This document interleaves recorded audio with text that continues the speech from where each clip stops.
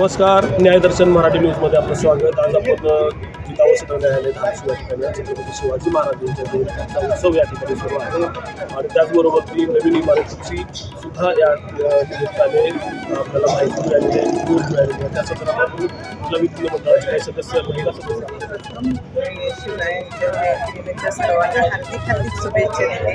मी advocate Aruna Gavai Dharashiv येथे practice करते. त्याच्यानंतर जयंतीनिमित्त आम्हाला एक गुड न्यूज मिळाली की आमच्या जिल्हा सत्र न्यायालयाची इमारत नवीन उभारण्याची संकल्पना शासनाने मान्य केलेली आहे आणि ही इमारत उस्मानाबाद जिल्हा सत्र न्यायालयाची इमारत 50 वर्ष जुनी झालेली आहे. त्यामुळे आणि वकिलांचे विविध प्रश्न आहेत तेही नवीन बिल्डिंग बांधली तर सगळ्यांचे निरसन होईल आणि नवीन बिल्डिंग 1 नाही 2 नाही तर 6 मजली आहे. त्यामुळे आम्हाला खूपच आनंद होत आहे. शिवरायांच्या जयंतीनिमित्त मी हे सांगू शकते की आपल्या कुठली तरी नवीन आणि चांगली बातमी मिळाली तर जयंती आपल्या आठवणीत राहील. त्यामुळे मी एवढी खुश आहे की आमच्या सगळ्या वकील बांधवातर्फे शासनाचे खूप खूप आभारी आहे आणि नवीनच बिल्डिंग लवकर बांधण्यात यावे जेणेकरून वकिलांच्या समस्याही सुटण्याचा मार्ग मोकळा झालेला आहे. कारण आजपर्यंत वकील हे गेटच्या बाहेर टेबल टाकून बसण्याची पद्धत जी होती ते बंद होईल. महिलांना त्यांचे लेडीज रूम असो किंवा गाडी पार्किंगचा असो सगळे प्रश्न सुटतील. त्यामुळे मी शासनाचे अजून एकदा असेच आभार मानते आणि जयंतीनिमित्त सर्वांना हार्दिक शुभेच्छा देते. धन्यवाद.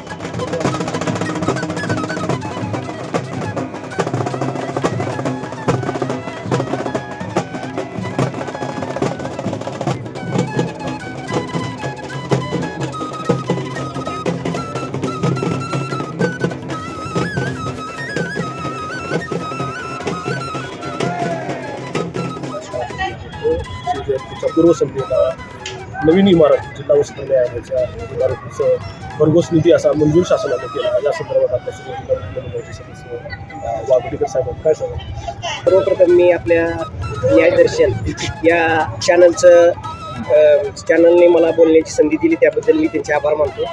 आणि आपण जो हे केलेला आहे मुद्दा की छत्रपती शिवाजी महाराज यांच्या जयंतीच्या पूर्वसंध्येला महाराष्ट्र शासनानं जो 89,76,00,000 रुपयाचा निधी मंजूर केलेला आहे.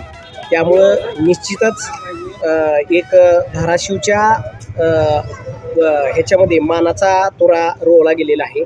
आणि दुसरं म्हणजे भरघोस असा निधी मंजूर केलेला आहे आणि त्याचा फायदा हा न्यायिक वर्गाला तर होणार आहेच आणि तसंच इथल्या पूर्ण धाराशिव जिल्ह्यातील पूर्व जनतेलाही त्याचा पूर्ण फायदा होणार आहे.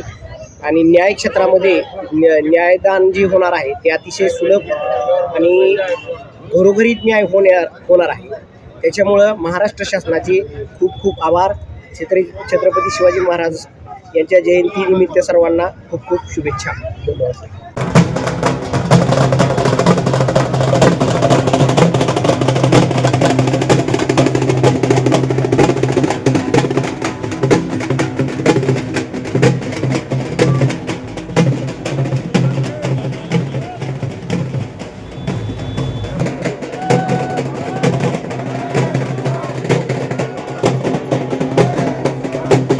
छत्रपती शिवाजी महाराज यांच्या जयंतीच्या उत्सव या ठिकाणी साजरा होत आहे.